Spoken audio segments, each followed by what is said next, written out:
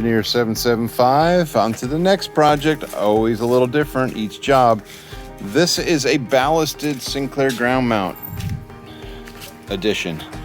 These are short, well, they're 70-inch posts, and we're going to be putting in 6 ballasts. They're about, I think they're 2,200 pounds each. And so what we're going to do is kind of dig them into the ground. Just going to dig little forms. And this is going to be, and you see how short these trusses are. They're only 50 inches. It'll be 1 purlin, 2 purlin. So it's just a single row of panels in portrait configuration.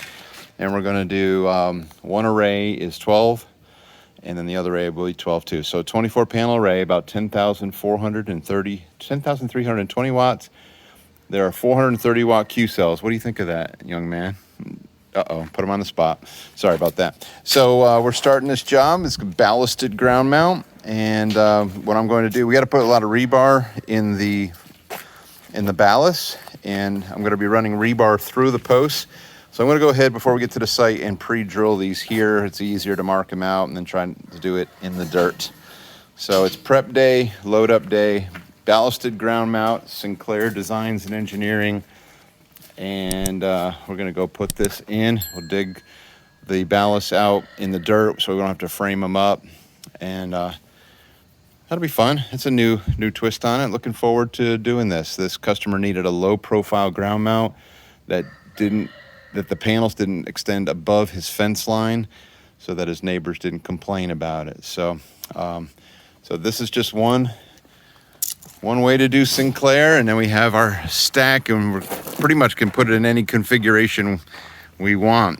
We got driven posts, concreted posts, different length purlins, and soon my driver will be here and we'll be able to pound these posts in, and that'll help a lot, save a lot of time, save a lot of money on concrete, I hope. And so we're just figuring it out. So we have some seasonal adjusts now that we've got in our pocket. Those are great.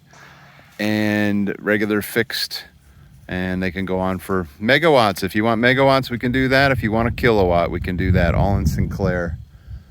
It's great. Eventually I'm going to put a Sinclair way up there on the fence line. I think it's going to put just 1,000 panels. No. Anyway, no time to work on my own stuff. End of year is busy time for anybody in the solar business. Hey folks, heading out in the morning. We've added a new work truck to the fleet, 2018 Super Duty F250 4-wheel drive, toolbox, ladder rack, loaded up with all sorts of goodies to build a solar ground mount. We're going to be pulling the Yanmar, got a ground mount on there, lots of tools, lots of goodies, a lot of work to get done before Thanksgiving, and I am thankful. Well, good morning. We've just showed up at the job in Georgia. We're going to put 2 ballasted ground mount single panel arrays in this location. Clean up some of this and make sure our inner row spacing's good. We're going to kind of parallel them with a fence, and we'll be bringing a power into that pull box. Pretty straightforward, though we haven't done the ballasted before. We're going to get it done. Okay, we're building our ballasted ground mount.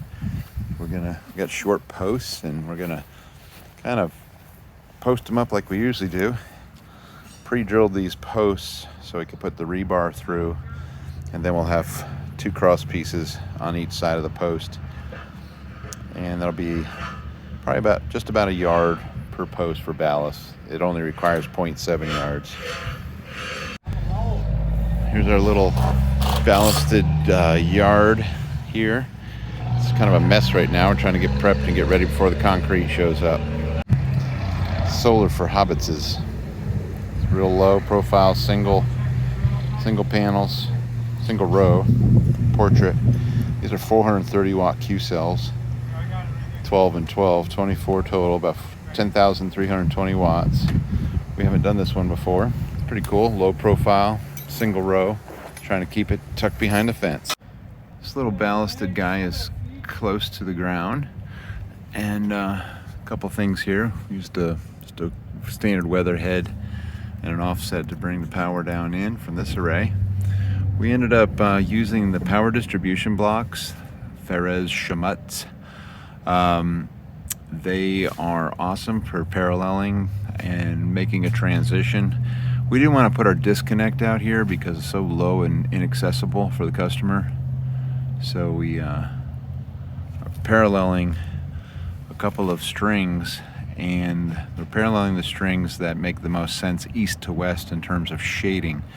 And then these also allow us to transition. So we go from PV wire over to THHN for the pull to the house. And so these things are great. So everything's bonded, everything's connected, transitioned. And again, the two arrays, we've got 6 panels in that array and 6 panels in that array. So it goes 1, 2, 3, 4 arrays, 4 strings.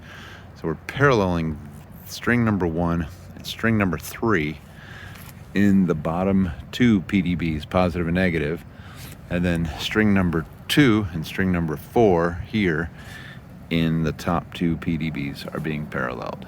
Okay, so from our little short solar array over to the house, we were able to find a Reliance inlet plug for the generator.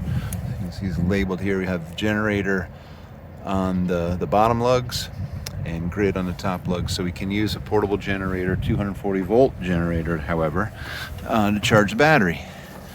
And then we have a 4-pole 25 amp PV array isolator, our typical IMO isolator, and our pole box here where everything is junctioning. And so we'll button these up, so that's good. At the end of the day, there's no sun on the solar, but it is charging, bringing in about 300 watts. So that's nice. And we'll button up some stuff here before it gets dark. Over to the PDBs. Okay, we just gotta run a few ground rods, get this bonded, and we'll be in good shape.